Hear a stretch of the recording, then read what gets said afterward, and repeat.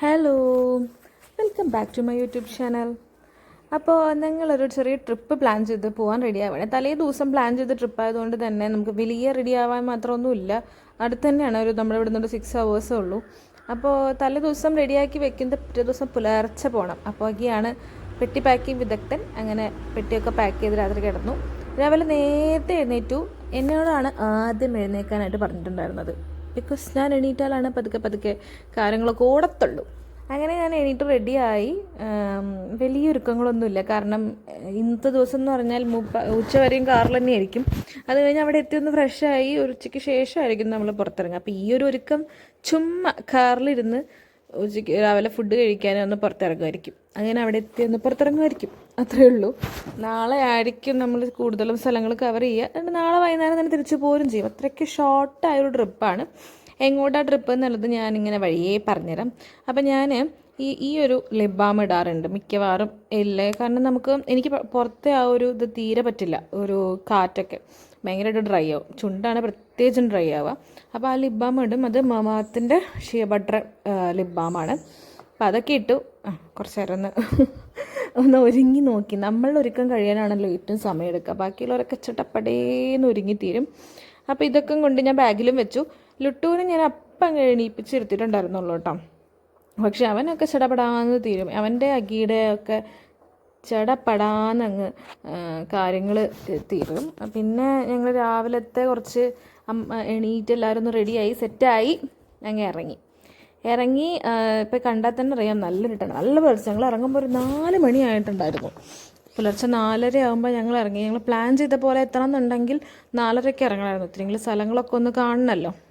അങ്ങനെ നല്ലൊരു ഭക്തിപ്പാട്ടോട് കൂടി ഞങ്ങൾ തുടങ്ങി. ഞങ്ങൾക്ക് ചില പാട്ടുകൾ ഭയങ്കര ഇഷ്ടമാണ്. അത് എന്നുവെച്ചാൽ അങ്ങനെയല്ല, ട്രിപ്പ് പോകുമ്പോൾ ചില പാട്ടുകൾ ഒരു കമ്പൽസറി പാട്ടുകളൊക്കെ ഉണ്ട്. എങ്ങനെ നമ്മൾ പോണ വഴിയിലാണ് ഈ സൺറൈസ് കിട്ടിയത്. കാറിലിരുന്ന് ഈ സൺറൈസ് കാണാമെന്നുള്ളത് എനിക്ക് ഭയങ്കര ഇഷ്ടമുള്ള പരിപാടിയാണ്. അങ്ങനെ നമ്മൾ പോകുന്ന ഡെസ്റ്റിനേഷനിലേക്ക് എത്തുന്നവരും കണ്ടു തുടങ്ങിയില്ലേ. ഈ തേയിലത്തോട്ടങ്ങൾ കണ്ടാൽ നിങ്ങൾ വിചാരിക്കും മൂന്നാറാണെന്ന്. നോ, മൂന്നാറല്ല. ഇങ്ങനെ നമ്മൾ വയനാടെത്തി. നമ്മൾ വയനാടല്ല നമ്മുടെ ഡെസ്റ്റിനേഷൻ. പക്ഷേ വയനാട് വഴി കടന്നു പോകേണ്ടത് വയനാട്ടിൽ നിന്നാണ് നമ്മൾ ഫുഡ് കഴിച്ചത്. പുലർച്ചെ നമ്മളൊരു 7 മണി 8 മണിയോട് കൂടിയാണ് വയനാട് എത്തിയത്. കൊണ്ട് തന്നെ ഒരുപാട് ഹോട്ടൽസ് ഒന്നും ഓപ്പൺ ആയിരുന്നില്ല. അപ്പോൾ ഈ ഒരു ഹോട്ടലിൽ നിന്ന് കയറി ഫുഡ് വലിയൊരു ക്വാളിറ്റി എന്നൊന്നും പറയാനൊന്നുമില്ല. കണ്ണടച്ച് തുറക്കുമ്പോഴേക്കും മകിയുടെ തീർന്നു. അങ്ങനെ മസാല ദോശയാണ് കഴിച്ചത്. ഇതിങ്ങനെ മസാലയും ദോശയും വേറെ വേറെ കഴിക്കുന്നതാണ് പറഞ്ഞിട്ട് ശീലം. അങ്ങനെ മസാല ദോശ കഴിച്ചിട്ട് നമ്മൾ നെക്സ്റ്റ് യാത്ര തുടർന്നു. റൂട്ട് കണ്ടിട്ട് എന്തെങ്കിലും പിടി കിട്ടുന്നുണ്ടോ, എങ്ങോട്ടാണ് പോകുന്നതെന്ന്. ഇനി ഈ റൂട്ട് കണ്ടാൽ അങ്ങനെ പിടി കിട്ടുമൊന്നുമില്ല. കാരണം ഒരുവിധം ഇങ്ങനത്തെ പോയിൻറ്റ്സിലൊക്കെയുള്ള റൂട്ടുകൾ ഇങ്ങനെ തന്നെ ആയിരിക്കും. ഡെസ്റ്റിനേഷൻ റൂട്ടുകളൊക്കെ ഇങ്ങനെ തന്നെ ആയിരിക്കും. പക്ഷെ നല്ല ബ്യൂട്ടിഫുൾ ആയിട്ടുള്ള റൂട്ടായിരുന്നു കേട്ടോ. നമുക്ക് അധികം തിരക്കൊന്നുമില്ല. അങ്ങനെ പതുക്കെ നമ്മൾ ഈ ഒരു വൈൽഡ് ലൈഫ് മുതുമലൈ ടൈഗർ റിസർവാണ് നമ്മൾ ഫസ്റ്റ് കിടക്കാൻ പോണ ഫോറസ്റ്റ് ഏരിയ. അപ്പോൾ ഇത് കണ്ടപ്പോൾ എന്തെങ്കിലും മനസ്സിലായോ? യെസ്, ഇത് നമ്മൾ ഊട്ടിയിലേക്കാണ് പോകുന്നത്. ഈ ടൈഗർ റിസർവ് കഴിഞ്ഞ് പോകുന്നത് ഈ മാൻകൂട്ടങ്ങളെ കണ്ടു. ഇപ്പോൾ മുന്നേ നമ്മൾ ഊട്ടിയിലേക്ക് പോകുമ്പോൾ കുറച്ച് മുന്നേ ഒരു ട്രെൻഡിങ് ആയിരുന്നില്ലേ, മസനഗുഡി വഴി ഊട്ടിയിലേക്കൊരു യാത്ര. അതെ, മസനഗുഡി വഴിയാണ് അപ്പോൾ നമ്മൾ ഇന്ന് യാത്ര പോകുന്നത്. നമ്മൾ 2-3 റൂട്ട്സ് ഉണ്ട്. ആക്ച്വലി ഈ റൂട്ട് ഇത്തിരി വളഞ്ഞിട്ടാണ് നമുക്ക്. എന്നാലും ഈ ഒരു ട്രെൻഡിങ് സാധനം ഇങ്ങനെ മസനഗുഡി വഴി ഊട്ടിയിലേക്കൊരു യാത്ര അന്ന് എനിക്ക് പോകാൻ പറ്റിയില്ല. നിങ്ങൾ വിചാരിച്ചിട്ട് പോകാൻ പറ്റിയില്ല. അപ്പം എന്തായാലും ഊട്ടി പോകണല്ലോ. അപ്പം മസനഗുഡി വഴി തന്നെ ആയിക്കോട്ടെ വിചാരിച്ചു. റൂട്ട് രക്ഷയില്ല, നല്ല റൂട്ടാട്ടോ. അങ്ങനെ അവിടെ എത്തി. നമുക്ക് തിരക്കുണ്ടായിരുന്നില്ല. ഓൺ ദ വേയിലോ ബ്ലോക്കോ അങ്ങനെ ഒന്നും കിട്ടില്ല. അതുകൊണ്ട് തന്നെ നമുക്ക് ഈ റൂട്ട് നന്നായി ആസ്വദിച്ച് പോകാനായിട്ട് പറ്റും. അങ്ങനെ പതുക്കെ ഊട്ടി എത്തിയോടുകൂടി പൂക്കളം ഇങ്ങോട്ട് തുടങ്ങി.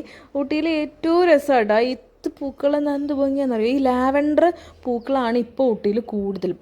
എപ്പോഴും നോക്കിയാലും കാണാം കംപ്ലീറ്റ് ആയിട്ട്. പിന്നെ ഇത് ഈ ഒരു വീടുകളുടെ ഒരു സ്ട്രക്ചർ ഊട്ടിക്ക് ഭയങ്കര ഭംഗി കൊടുക്കും. അവരുടെ ആ ഒരു സിറ്റി ഭയങ്കര രസമാണ്. അങ്ങനെ നമ്മൾ നേരെ സിറ്റിയിലേക്ക് കിടന്നു. പ്രീ ബുക്ക് ചെയ്തിട്ടുണ്ടായിരുന്നു. ഇതൊരു ഹോം സ്റ്റേ ആണ്. 2 റൂമും ഒരു hall, 2 bathroom, attached bathroom, kitchen ഒക്കെ ആയിട്ടുള്ള ഒരു സ്റ്റേ ആണ് നമ്മൾ എടുത്തത്.